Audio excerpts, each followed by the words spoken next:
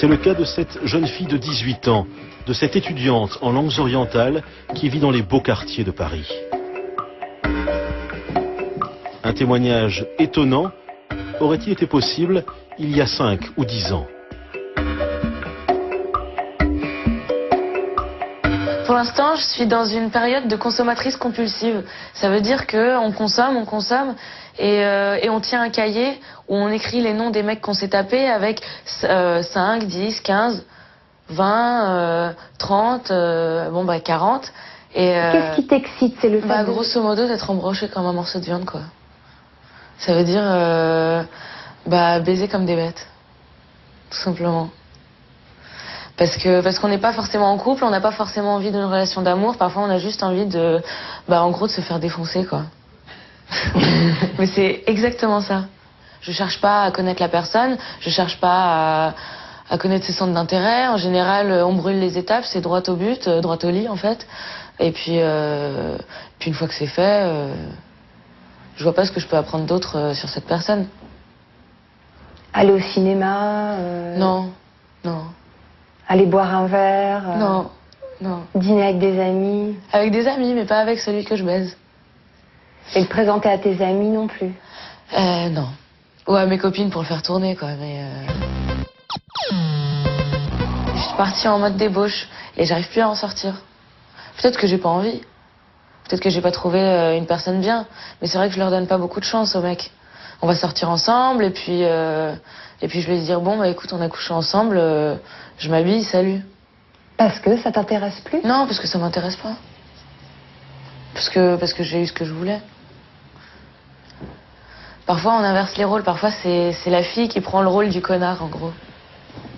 On a l'habitude du connard qui rappelle pas, des filles qui sont en larmes, qui disent mais pourquoi tu veux pas te mettre avec moi, je ferai tout ce que tu veux, me trompe pas, reste avec moi. On a inversé les rôles un peu. Toi, t'as inversé les rôles. Mais je suis pas la seule. Ou alors je choisis mes copines, mais dans notre entourage, on est plutôt ouverte. Alors il y a un truc déjà à la base, que j'aime pas spécialement, mais que je fais obligatoirement parce que ça fait plaisir, c'est la levrette. Parce que ça fait mal au fond, mais on le fait quand même parce que je sais que c'est ce que les mecs kiffent et que parfois ils sont gênés de nous le proposer parce qu'ils ont l'habitude que les filles refusent. Donc c'est moi qui vais prendre l'initiative de lui proposer pour être sûr qu'il soit content. Et la sodomie? Oui, pareil. Alors là, moi, j'ai pas encore compris où était le kiff. Tout le monde en parle, et puis les mecs aiment aussi.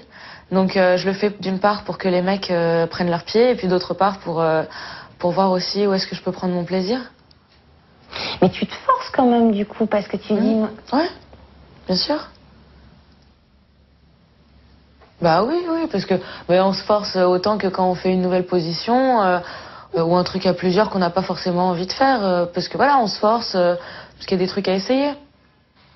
Mais j'ai l'impression quand même que tu n'as pas de plaisir dans ce genre de rapport. C'est pas que c'est pas du plaisir, c'est qu'on réfléchit trop. C'est-à-dire qu'on est 6, on se dit voilà, alors il y a celui-là qui est sur moi, l'autre il est par derrière, qu'est-ce que je fais? Il y a celui-là qui est devant. C'est plus, on réfléchit trop pour se lâcher. C'est vraiment du porno, quoi. Reproduction de films porno.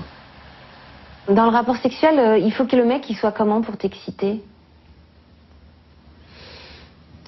Je m'en fous. Je m'en fous complètement. Parce que ce qui m'excite, c'est son plaisir à lui. Donc moi, dans ma vision des choses, dans la pornographie, c'est faire plaisir à l'autre. Donc il n'y a pas de souci de physique. C'est pas mon excitation qui pose problème.